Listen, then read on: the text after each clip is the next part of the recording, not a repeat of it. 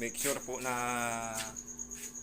turn off natin yung lights, itong ilaw, para makita natin yung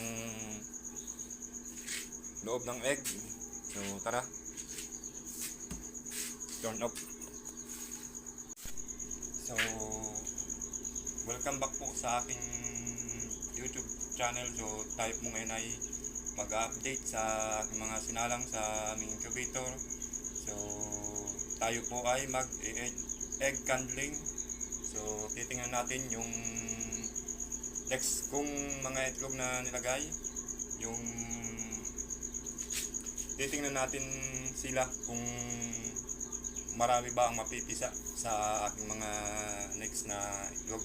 So tara guys, tayo ay magtingin. So let's go. So buksan natin yung candler. So tayo ay magtitingin, magka-candling ng egg. Yan. So ayan. Yan ang aming candler. So tara guys, tingnan natin. Tayo ay magka-candling. So ayan. Siya ay buo na. Yan. So siya ay walang tagging. So, naglalagay na ako ng walang tagging. Kasi po mas maganda yung egg na bagong labas sa ating mga inahin na ilagay natin sa kagad sa ating incubator habang mainit pa yung egg, kasi doon po siya mabilis magbuo. Yan, kung nakikita po ninyo sa aking video, yan po ay bago lang siyang egg, wala pa siyang 10 days. Ayan, nagbubuo na siya. Kung nakita naman po ninyo, malakas. Yan. So itry pa po natin yung ibang itlog.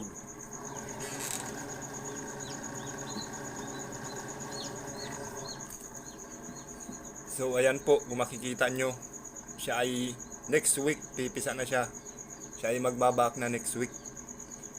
So ayan, maganda. Nakikita po ninyo, ayan, gumagalaw.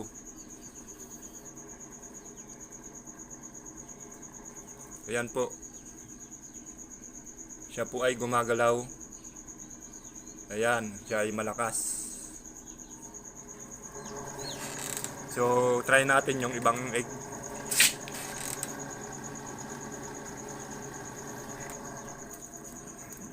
So parehas din po siya nung sinundan kung sinalang. Ayan, siya po ay talagang malakas nang gumalaw. Next week din po siya magbibiyak. Yan, kung nakikita po ninyo, siya po ay malakas. Yan. So medyo lapit natin yung aking camera.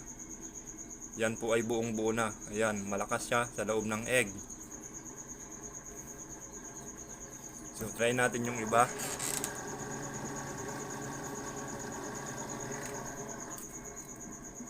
So ito po, Saturday or Sunday, magbibiyak na to.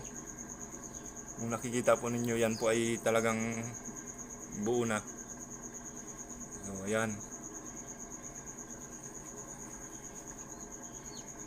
Yan po, yan o, kung nakikita nyo, malakas.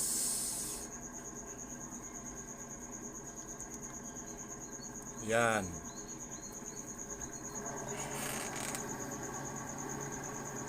So titingnan po natin to lahat, itong mga egg na to. Ayan, ito po, nag-uumpisa na siyang magbuo. Yan. Yan yung kanyang ulo. Yan. Nakikita ninyo yung na black na yan, yung na bilog na yan. Yan po yung ulo ng ating ng ating sisiw. Yan. Napakalakas.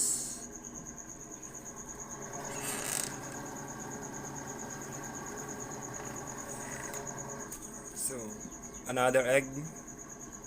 So pare-pareho sila. So, medyo maganda ang aking incube talaga, sa totoo lang ngayon. ayan. Yan po ay gumagalaw din. Yan, malakas.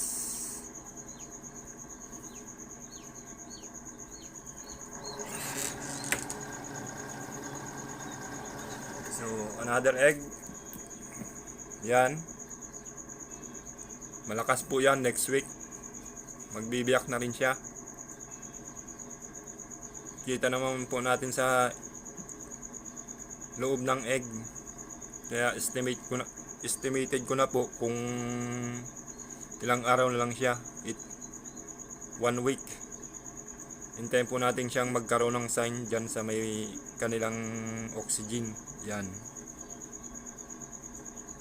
Sila po ay magbibiyak na. So, ito positive na sila na magbibiyak. So, mayroon pang iba.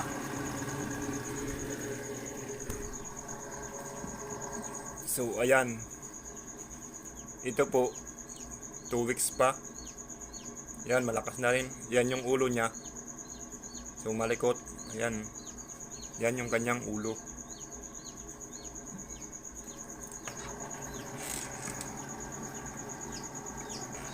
So, another egg try. Ito po ay bago lang. 5 days. Pero tingnan nyo naman po ang development ng egg. So, yan. Gumagalaw po yan sa loob. So, yan. 5 days.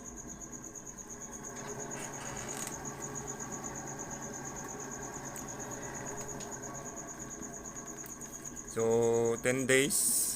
Itong egg na to. Yan. Nakikita po ninyo, gumagalaw rin siya ng malakas. Yan.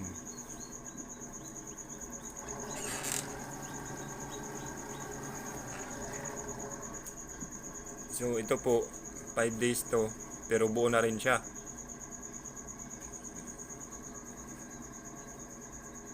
Ayan, napakalakas din, gumalaw. Ito yung kanyang ulo. Makikita nyo. Yan, yung black na yan, yung gumagalaw na sa baba, yan po yung kanyang ulo.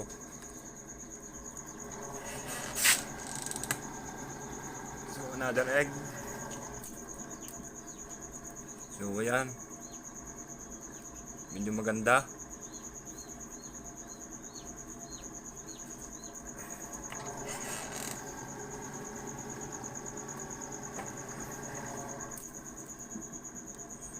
So, 5 days.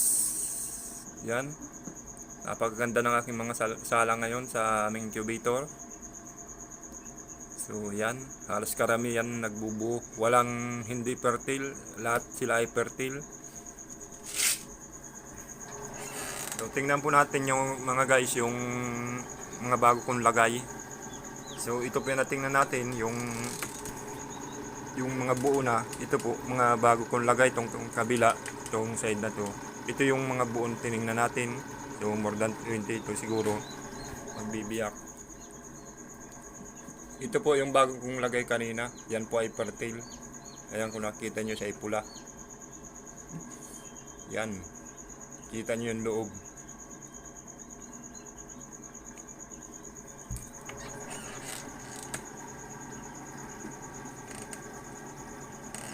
So, another egg. Ayan. Yan po yung mga bago kong lagay. So, kita nyo naman kung gaano kaganda. So, ayan. Nag-uumpisa na, nagpo-form na siya. Itong part na to. Yan po ay nagpo-form na maging sisiw. Ang next po niyan, makikita nyo siya ay may mga bahad dito ng red. Siya po ay mga 8 days or 9 days. May mga bahad po siya ng red dito sa loob. Yun po ang palatandaan na nag-uumpisa na siyang magbuo.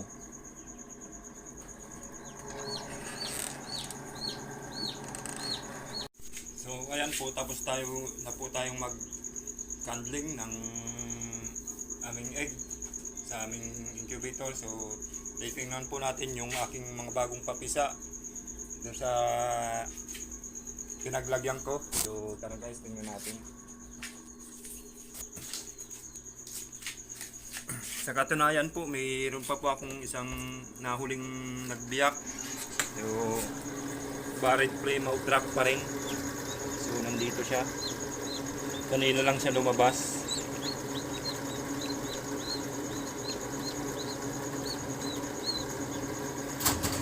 So ayan. Yan po ay Barrett Plymouth Rock.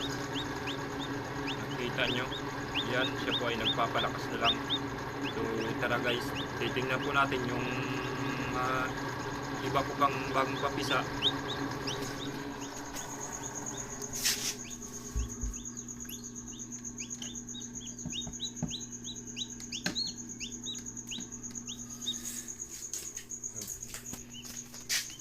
Mga po, let's go, tingnan natin.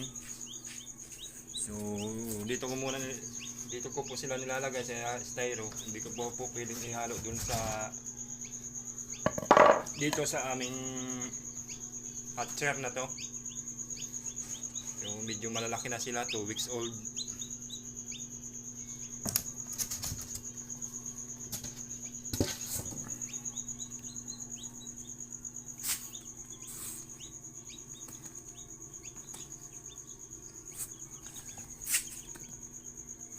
One, two, three, 4, 5, 6, 7, 8.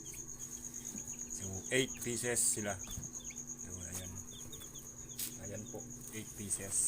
Yan po yung aking mga bagong papisa nung nakaraang week. So ayan. So Barrett Plymouth Rock po ang nangibabaw sa aming palahi. So meron dalawang ito, yung golden buff or pink tone. So ayan, golden buff or pink tone. So yan, yan po ay buff. So medyo malakas ang buff.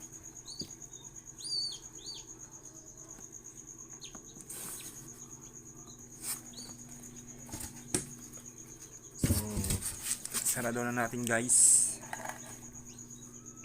So dito ko muna po sila pansamantalang lalagay. Mga 1 week pa po siguro bago ko sila ilipat dito, at inilipat ko na rin po ito sa another naming kulungan sa labas, at sila po ay ready na. Malalakas na silang kumain. So yun lamang po, at update tayo sa aking mga next na itlog na pabiyak. So maraming salamat po. Huwag niyo pong kalimutang please like, follow, share, subscribe sa aking YouTube channel. So hanggang dito muna lamang po. So magandang gabi po sa inyong lahat. Ingat. Bye.